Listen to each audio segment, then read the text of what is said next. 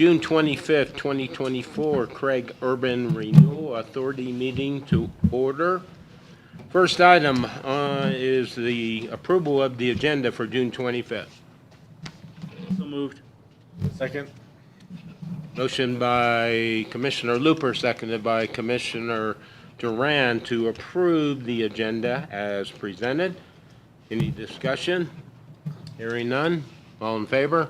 Aye. Opposed? Okay, agenda as presented. Next item, approval of the minutes of December 13th, 2023, Craig Urban Renewal Authority Board meeting. So moved. Second. Okay, Commissioner Looper, a motion to approve, seconded by Commissioner Kowach. Any discussion on the December 13th, 2023 minutes? Or the motion, I guess it is, huh? Hearing none, all in favor? Aye. Opposed? Minutes are approved. Next item, approval of the February 14th, 2024, Craig Urban Renewal Authority minutes. Second. Commissioner Kleinsmith? Yeah, did I get it right? Yeah, okay. Made a motion to approve, seconded by Commissioner Butler. Any discussion? Hearing none. All in favor? Aye. Opposed? Okay. Shannon, am I turning it over to you, or are we having a presentation here? Yes, so thanks, Commissioner Nichols. We will have a quick presentation from the bad alibi owners before we get into the resolutions. And then as you present each resolution, I'll just explain a little bit about what that means and what we're actually voting on. So I'll turn it over to Kirsty, Wade, and Tennille just to give an update on the project and the reason for this $50,000 ask this evening. So. This is why you don't build the presentations, because you end up having to be the one that talks about them. Oh, come on. So I think some of you have probably seen some of these. We came back in February, I believe, to kind of do a little bit of an update. So we'll just quickly go through some of this, and then kind of we'll be able to show you some of the different things that are going on. So next slide. As hopefully everyone at this point knows, this company is being started because of the closures and the transition that's happening within our community, and really wanting to hopefully preserve and highlight our Western culture within Northwest Colorado. And so by doing this, we are going to be manufacturing a product, distilled spirits, and that is solely Wade's job. And this is to be able to tell the stories of this area. And as everyone kind of knows, once you have a product being built and then you're shipping it out, that's what tells the story to be able to attract new people to come in. So the business organization, there's actually multiple different businesses associated with it. You have Bad Alibi Distillery, and then you have Western Holdings, which is the real estate side, and then you have the cocktail lounge. A lot of these are different because of what it means to license within the federal agencies as well as Colorado. So we had to split into several different businesses. Later, you'll also start seeing tourism companies, a restaurant, cigar lounge, value-added ag, a variety of different things. Next slide. Within that, this is a $2 million capital project. There's 3 businesses currently existing. Within the next 5 to 7 years, we're hoping to employ 30 plus employees. This is when we are in operation. By 2030, we also have a beneficiary with the EDA to have 50 employees associated with this project. These are full-time equivalent as well as some part-times and a variety of others, but this is not necessarily a tiny undertaking. Next slide. So just a couple of photos. You've probably noticed and started seeing some of the big changes happening in the building. Our major glass wall is up, so you can see that when you're driving by. Our glass garage door will start going in. It needs to be, small changes need to be made with that. But this is, you kind of can start seeing how we have adjusted the property already, and you'll start seeing more changes. And so we can just kind of go through some of those. Isn't she so pretty? Kind of keep going. So this is what the production facility looks like. Next slide. It's 500-gallon still, fermentation tanks. And once this is in full operation, it'll be running I mean, the crews and the process that ends up running with it is pretty substantial. So just kind of an update on why we're here today. So in December of 2023, the team, along with the city staff, met to discuss infrastructure improvements. And this was all to do with our fire line. And we kind of started looking through what all of the underground out systems look like. And the 4-inch line that currently runs in front of 4th Street, which is our main line, and likely we are the only building tapped into that line, we discovered would not support the fire line. So this has been a lot of different meetings, a lot of different stuff. No one really knew what all of the infrastructure looked like when we were building all the plans, all of the architecture. And I would also like to note that we have spent a substantial amount of money on all of the engineering and all of the different architecture, including fire engineers specific to what this project looks like. All of the fire equipment is already in there, minus a fire curtain and the fan. So all of the fire lines and everything already exist. Now it's just a matter of tapping into it, which means we have to abandon the 4-inch line, which is not feasible for the operation of the building with the fire line, tap into Yampa Avenue, and be able to bring in the adequate 4-inch line, 6-inch line to be able to bring over everything, which is a additional cost that we were not expecting, in about $90,000.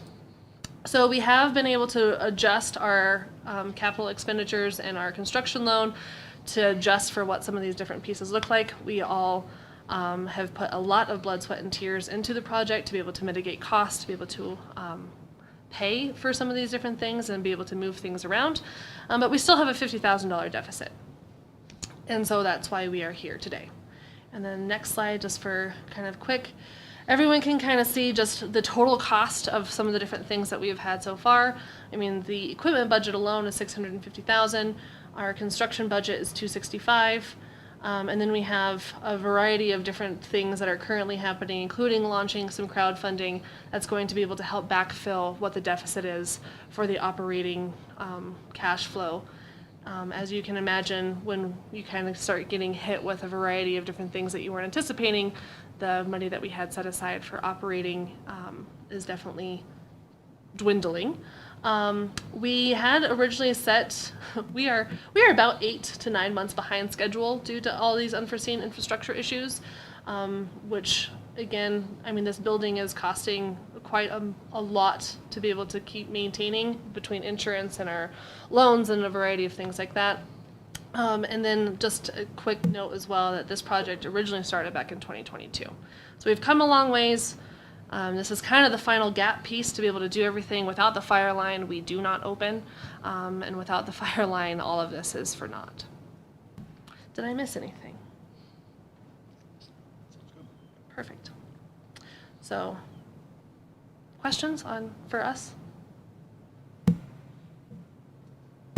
Yeah, when did you realize the water line issue? December. Just in December? Okay, yeah. This is, and we would also like to note that this is a really good, the city staff has been really great as far as trying to work through and arrange and be able to go through a variety of different things. I don't think anyone has had a complete renovation of a downtown building, so nobody really knew all of the different pieces that were going to be involved in all of this.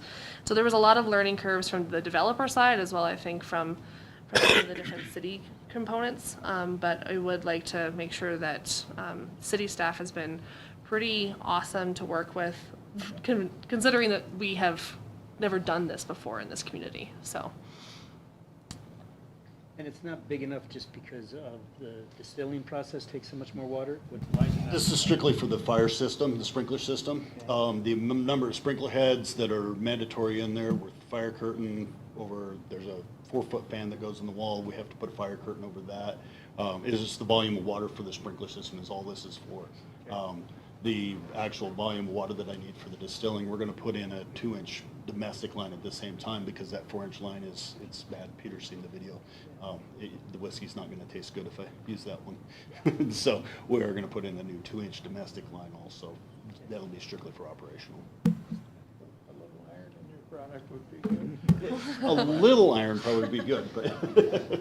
Not what comes out. So, Peter, I do have a question, just based on our project that we did over by the bowling alley. You know, it seems like with the city infrastructure, as far as water and sewer, that there's not great documentation, records, whatever you want to call it, of like what's existing. And so, you know, I know one thing we ran into was like, well, we have this, but we're not sure how deep it is, and we're not sure how you know, and so it makes it difficult as a person who's trying to develop a property or invest that money and figure out your costs, when the city doesn't really have a great idea sometimes in certain areas of exactly what that looks like under the pavement. So, I mean, is this something that we just didn't know it was in the condition it was in, or we didn't know it was as big as it needed to be? I mean, or too small, or like, I mean, anything on the city side that was just because we lacked that information? I think in this situation, it was the condition of the line.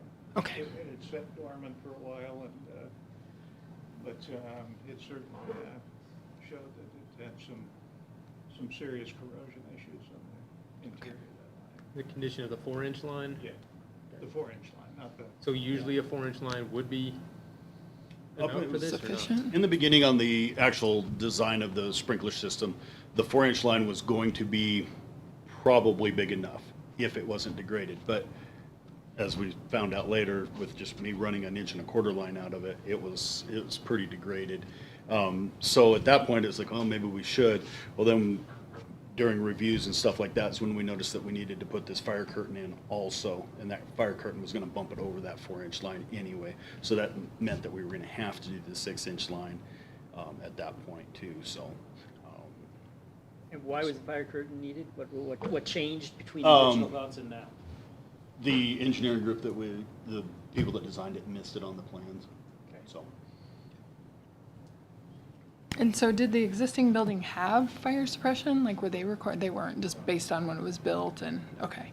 That building was built when? 1958 was the beginning of it, with at least 3 add-ons in between. This 4-inch line is also a dead-end line. It terminates about 150 feet from the connection in the Yampa main. So there's no circulation within that line unless you're using it.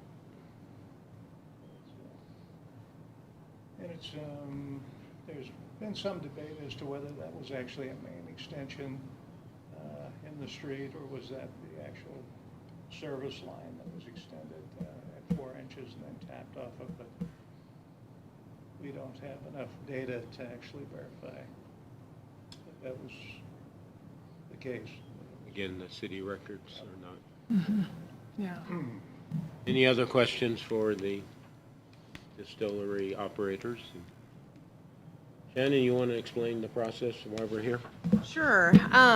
So the first resolution that we'll be discussing, back in October of 2022, this board did approve a reimbursement agreement for the distillery to allocate $660,000 back in property and sales tax that were generated as a result of the project.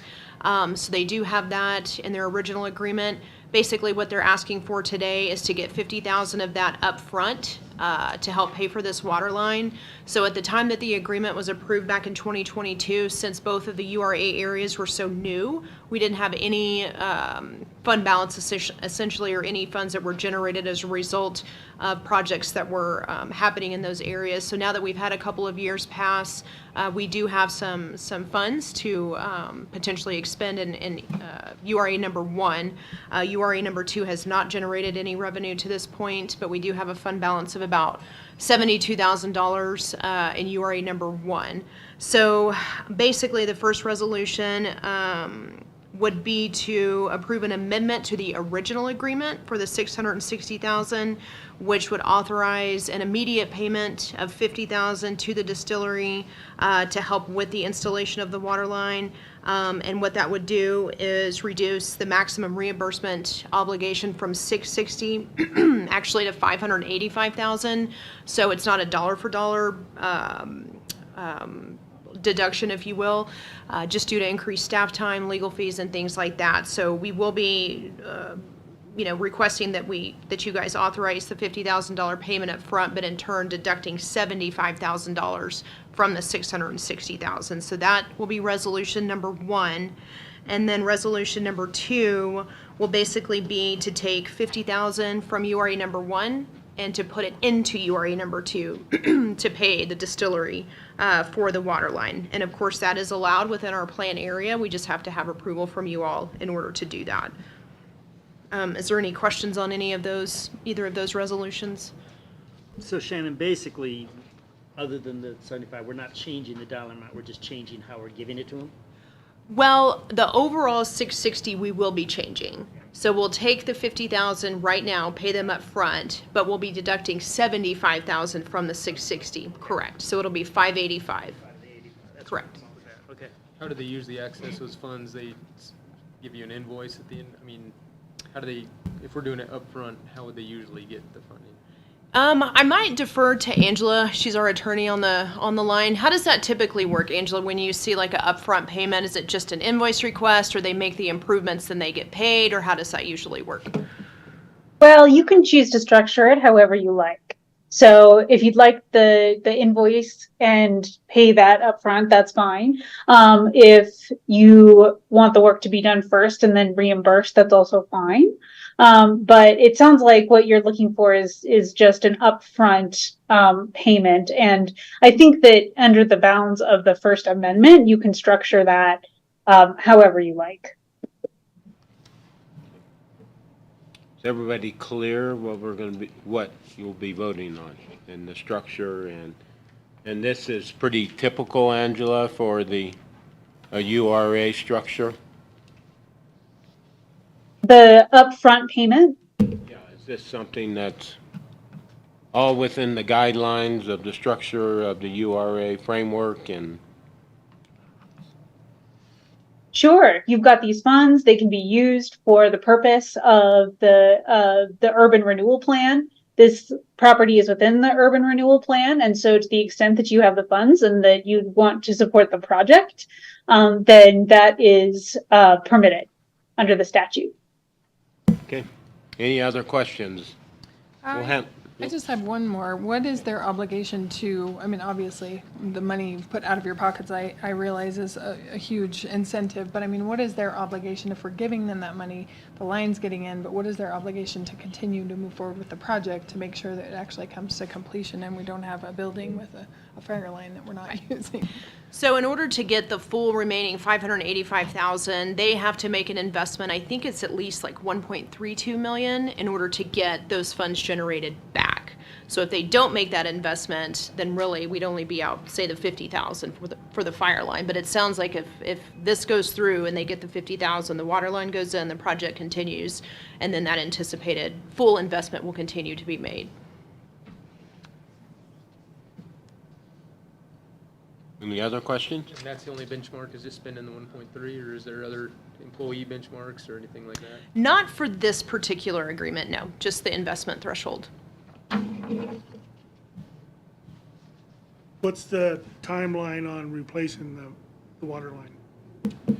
So we aren't positive on that. We're working on the permitting and everything, so we've finally just got some the drawings aren't even finalized yet. We've been waiting on drawings from 3 different engineering groups to get all the sections of the line drawn up. We're waiting on the fire marshal out of Montrose to approve those drawings. And at that point, then our contractor will be getting all that together, along with some cut sheets, a traffic plan for the work itself. Then that goes back to our engineering group, and then they will submit to CDOT, because that is a state highway. We have to get a permit to do that work. And so they'll submit to CDOT to get that permit done. Once that permit's approved, then we can move forward on the scheduling and all of that. So we don't have a solid idea of when it's going to be, but it should be this summer, within the next couple months. And Derek, if you got any other comment on that? No, and I'm just for everyone on the record, I'll accuse myself from the vote because I've been working with him since December on the construction side of it. But yeah, where we're at now, since we're going with the 6-inch, the only place we can tap into is Yampa.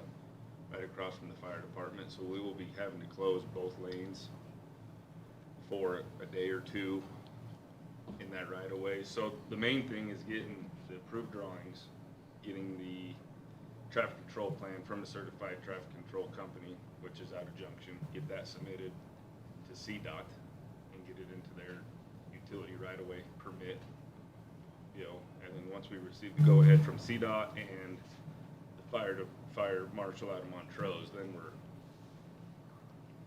have the green light.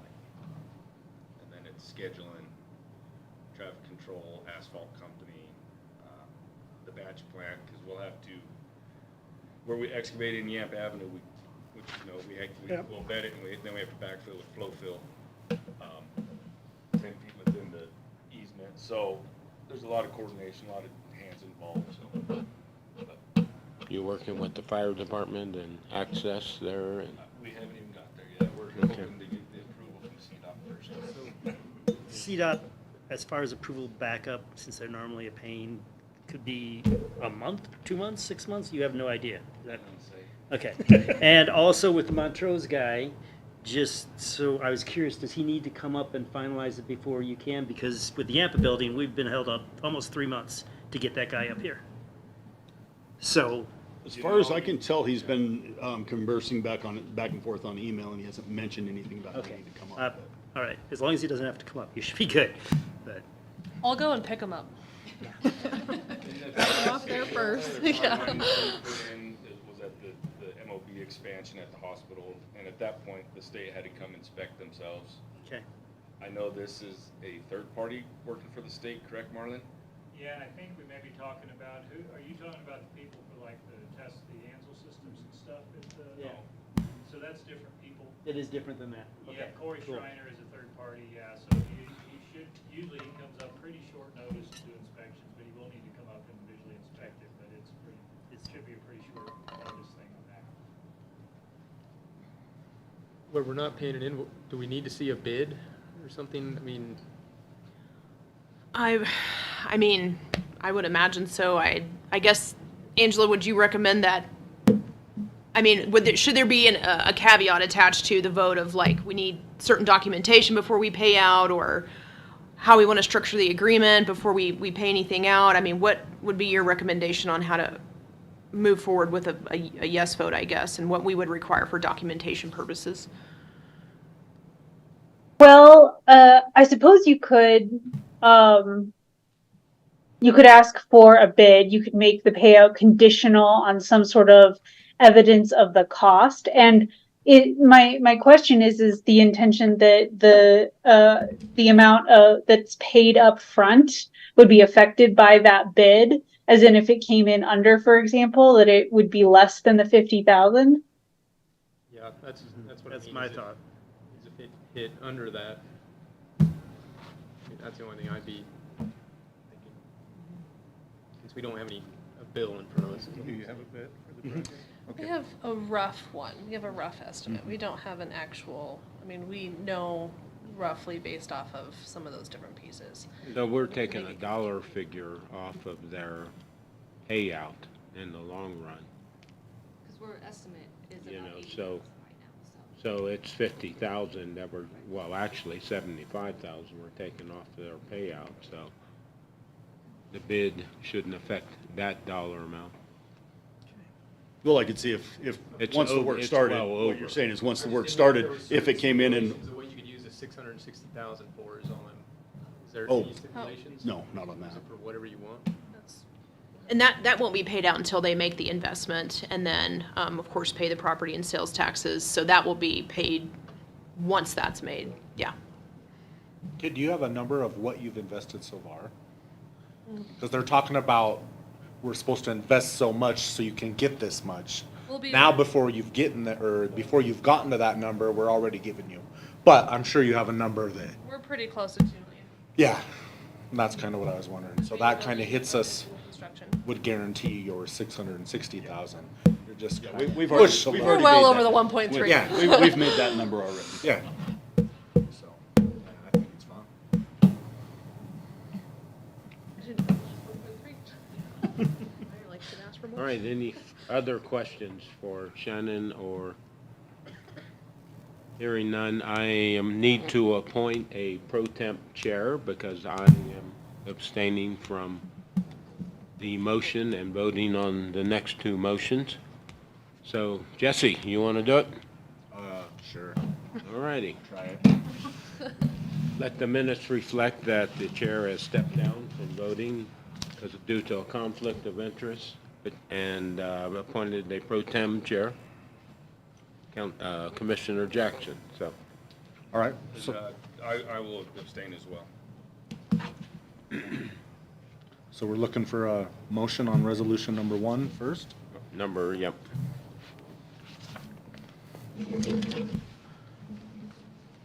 So moved. Second.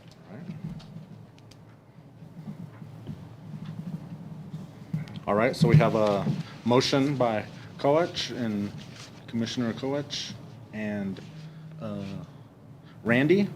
Got a second? So, now what I did. Discussion. But, oh, is there any discussion? Hearing none, all. What do you say? All in favor? Aye. Aye. Aye. Any opposed? Hearing none, motion passes. Resolution number 1. So now I'm looking for a motion on resolution number 2. I will move that we approve resolution number 2, 2024. Second. All right. Got Commissioner Camp and Butler with the second. Any discussion? Hearing none. Can I get a vote? All in favor? Aye. Aye. Aye. All opposed? Hearing none, motion passes. Resolution number 2. Okay, let the minutes reflect. Thank you, Jesse. Yep. That Commissioner Nichols and Commissioner Duran is back in the meeting. Last item is adjournment. If there's no further business, seeing none on the agenda, take a motion to adjourn. So moved. Second. Okay, a motion to adjourn by Councilmember Butler, second by Councilmember Jackson. Any discussion? Hearing none, all in favor? Aye.